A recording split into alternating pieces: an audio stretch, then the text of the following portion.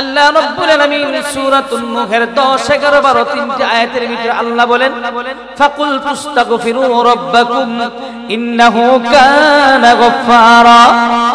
আমি তো আগেই বলে দিয়েছি তোমরা ইস্তেগফারের আমল করো। আস্তাগফিরুল্লাহ রাব্বি আস্তাগফিরুল্লাহ রাব্বি, ইস্তেগফারের আমল তোমরা করো। তোমরা তোমাদের জীবনের গুনাহের জন্য অনুতপ্ত হইয়া সকাল বেলা ঘুম থেকে ওঠার পরে 100 বার পড়বে আস্তাগফিরুল্লাহ রাব্বি। রাত যখন গভীর হয়ে যাবে, রাত্রির বেলা যখন ঘুমাইতে যাবে, তখন আবার পড়বে আস্তাগফিরুল্লাহ রাব্বি। সকাল বেলা 100 বার পড়বে, রাত্রের বেলা 100 বার পড়বে। আল্লাহ রাব্বুল আলামিন বলেন আমল করবে একটা, পুরস্কার দিবেন আল্লাহ 5টা। আর একটু জোরে কন্যা সুবহানাল্লাহ। আমলটা হলো আস্তাগফিরুল্লাহ রাব্বি, আর পুরস্কার 5টা। 1 নাম্বার পুরস্কার আল্লাহ রাব্বুল আলামিন বলেন ইন্নাহু কানা গফফারা। আল্লাহ বলেন বান্দারে আমি আল্লাহ 1 নাম্বার পুরস্কারের ঘোষণা করলাম রে, আমি আল্লাহ তোর জিন্দেগীর সব গুনাহ কাটা মাফ করে দিব। আমরা আমাদের জীবনের সব গুনাহ মাফ চাই কি চাই না? আর একটু জোরে কোন চাই কি চাই না? আল্লাহ বলেন জিন্দেগীর সব গুনাহ মাফ করে দিব, শুধুমাত্র একটা আমল করবে। এই যে এখন মাহফিল শেষ হওয়ার পরে ঘুমাইতে যাবেন, সেই ঘুমানোর সময় 100 বার পড়বেন আস্তাগফিরুল্লাহ রাব্বি। 1 নাম্বার পুরস্কার আল্লাহ জিন্দেগীর সব গুনাহ মাফ করে দিবেন। 2 নাম্বার পুরস্কার আল্লাহ রাব্বুল আলামিন বলেন ইউরসিলিস সামাআ আলাইকুম মিদরারা। এ বান্দা আমি আল্লাহ থেকে ওয়াদা দিলাম রে, তুমি যদি সকাল বেলা রাতের বেলা যদি এই আমলটা করো, 2 নম্বর পুরস্কার আমি আল্লাহ তোমার জন্য আকাশ থেকে রহমতের বৃষ্টি বর্ষণ করব। আমাদের বৃষ্টির দরকার আছে কিনা নাই? আর একটু জোরে কোন আছে কিনা নাই? যারা আমরা ধানের জমি লাগাই, ধানের জমির মধ্যে মাঝে মাঝে বৃষ্টির প্রয়োজন পড়ে কি পড়ে না?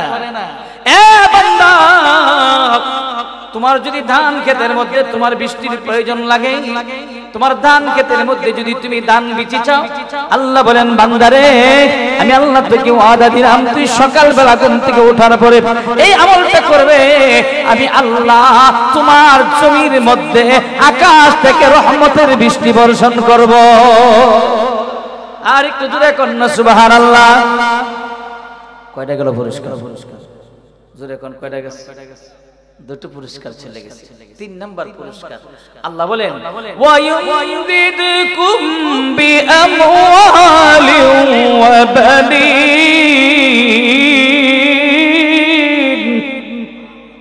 এ বান্দা এই পৃথিবীর মধ্যে সব মানুষ যে যে কাজ কাম করে, যে রিকশা চালায় টাকার জন্য, ভ্যান গাড়ি চালায় টাকার জন্য, দিন মজুর কাজ করে টাকার জন্য, মাটি কাটে টাকার জন্য, ক্ষেত লাগায় টাকার জন্য, ব্যবসা করে টাকার জন্য, চাকরি করে টাকার জন্য, পৃথিবীর যত মানুষ যত কাজ করে, প্রতিটা মানুষ দুনিয়ার মধ্যে মাল চাই, টাকা চাই।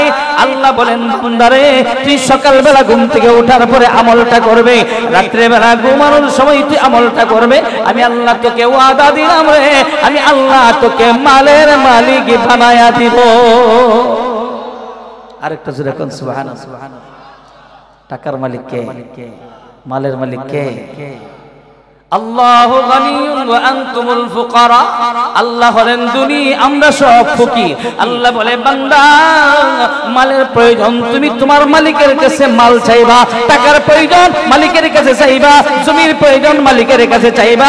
আল্লাহ বলেন মাল তো আমি আল্লাহই দিয়ে থাকি, মালের মালিক আমি। তুমি আমলটা কইরা আমি আল্লাহর কাছে চাইবা, আমি আল্লাহ তোমাকে মালের মালিক বানায়া দেব। কয়টা পুরস্কার গেল? আরেকটা জোরে কোন কয়টা? 3 নাম্বার পুরস্কার। 4 নাম্বার পুরস্কার ওয়া ইউমদিদকুম বিআমওয়ালিন ওয়া বানিন।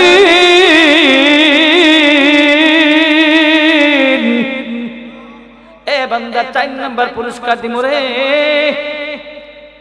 তোর যদি ছেলে না থাকে ছেলে দিবি, তোর যদি মেয়ে না থাকে আমি আল্লাহ মেয়ে দিব, ছেলে আমি আল্লাহ দিয়ে থাকি, মেয়েও আমি আল্লাহ দিয়ে থাকি।